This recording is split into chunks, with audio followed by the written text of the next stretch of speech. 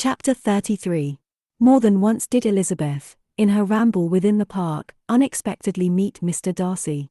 She felt all the perverseness of the mischance that should bring him where no one else was brought, and, to prevent its ever happening again, took care to inform him at first that it was a favourite haunt of hers. How it could occur a second time, therefore, was very odd. Yet it did, and even a third. It seemed like wilful ill-nature, or a voluntary penance, for on these occasions it was not merely a few formal enquiries and an awkward pause and then away, but he actually thought it necessary to turn back and walk with her. He never said a great deal, nor did she give herself the trouble of talking or of listening much, but it struck her in the course of their third rencontre that he was asking some odd unconnected questions about her pleasure in being at Hunsford, her love of solitary walks, and her opinion of Mr.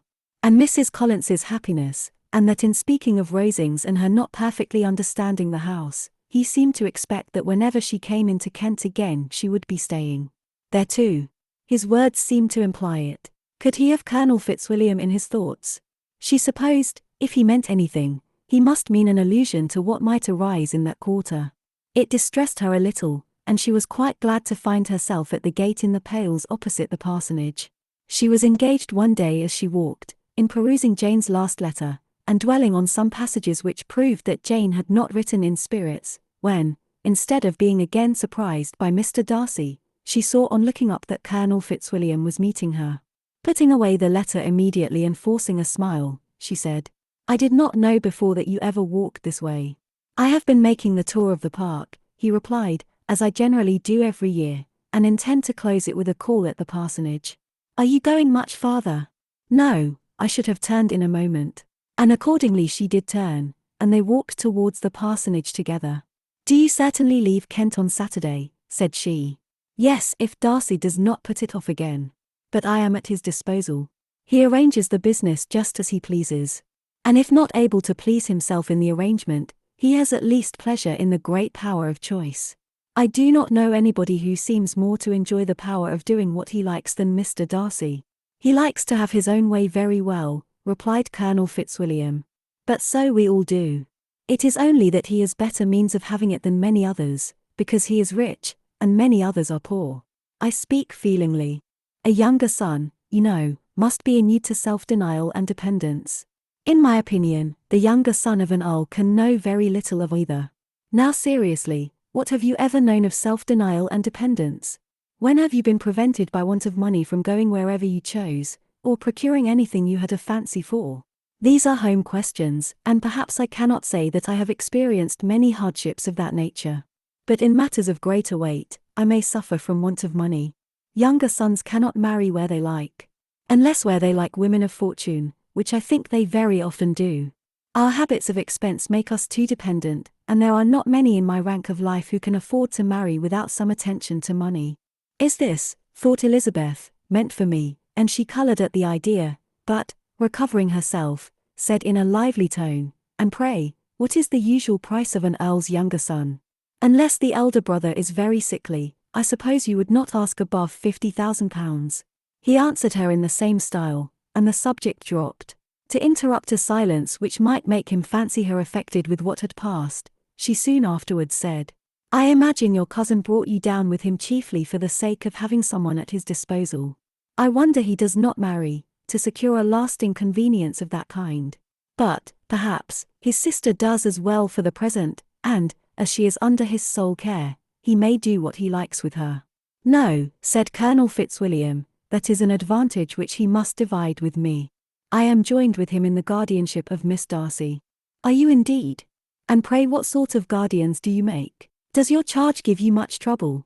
"Young ladies of her age are sometimes a little difficult to manage, and if she has the true Darcy spirit, she may like to have her own way." As she spoke she observed him looking at her earnestly, and the manner in which he immediately asked her why she supposed Miss Darcy likely to give them any uneasiness, convinced her that she had somehow or other got pretty near the truth. She directly replied, "You need not be frightened. I never heard any harm of her, and I dare say she is one of the most tractable creatures in the world. She is a very great favourite with some ladies of my acquaintance, Mrs. Hurst and Miss Bingley. I think I have heard you say that you know them." "I know them a little. Their brother is a pleasant gentlemanlike man. He is a great friend of Darcy's." "Oh, yes," said Elizabeth dryly, "Mr. Darcy is uncommonly kind to Mr. Bingley, and takes a prodigious deal of care of him." "Care of him?" "Yes, I really believe Darcy does take care of him in those points where he most wants care. From something that he told me in our journey hither, I have reason to think Bingley very much indebted to him. But I ought to beg his pardon, for I have no right to suppose that Bingley was the person meant. It was all conjecture." "What is it you mean?" "It is a circumstance which Darcy could not wish to be generally known, because if it were to get round to the lady's family, it would be an unpleasant thing. You may depend upon my not mentioning it. And remember that I have not much reason for supposing it to be Bingley. What he told me was merely this, that he congratulated himself on having lately saved a friend from the inconveniences of a most imprudent marriage, but without mentioning names or any other particulars, and I only suspected it to be Bingley from believing him the kind of young man to get into a scrape of that sort, and from knowing them to have been together the whole of last summer." "Did Mr. Darcy give you reasons for this interference?" "I understood that there were some very strong objections against the lady." "And what arts did he use to separate them?" "He did not talk to me of his own arts," said Fitzwilliam, smiling. "He only told me what I have now told you." Elizabeth made no answer, and walked on, her heart swelling with indignation. After watching her a little, Fitzwilliam asked her why she was so thoughtful. "I am thinking of what you have been telling me," said she. "Your cousin's conduct does not suit my feelings." "Why was he to be the judge?" "You are rather disposed to call his interference officious. I do not see what right Mr. Darcy had to decide on the propriety of his friend's inclination, or why, upon his own judgment alone, he was to determine and direct in what manner his friend was to be happy. But," she continued, recollecting herself, "as we know none of the particulars, it is not fair to condemn him. It is not to be supposed that there was much affection in the case." "That is not an unnatural surmise," said Fitzwilliam, "but it is a lessening of the honour of my cousin's triumph very sadly." This was spoken jestingly, but it appeared to her so just a picture of Mr. Darcy, that she would not trust herself with an answer, and therefore, abruptly changing the conversation, talked on indifferent matters until they reached the parsonage. There, shut into her own room, as soon as their visitor left them, she could think without interruption of all that she had heard. It was not to be supposed that any other people could be meant than those with whom she was connected. There could not exist in the world two men over whom Mr. Darcy could have such boundless influence.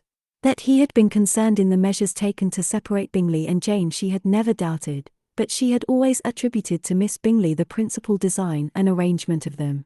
If his own vanity, however, did not mislead him, he was the cause, his pride and caprice were the cause, of all that Jane had suffered, and still continued to suffer. He had ruined for a while every hope of happiness for the most affectionate, generous heart in the world, and no one could say how lasting an evil he might have inflicted.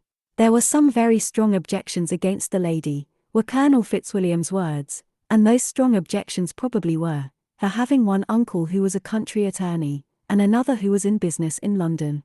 To Jane herself, she exclaimed, there could be no possibility of objection, all loveliness and goodness as she is, her understanding excellent, her mind improved, and her manners captivating. Neither could anything be urged against my father, who, though with some peculiarities, has abilities Mr. Darcy himself need not disdain, and respectability which he will probably never reach.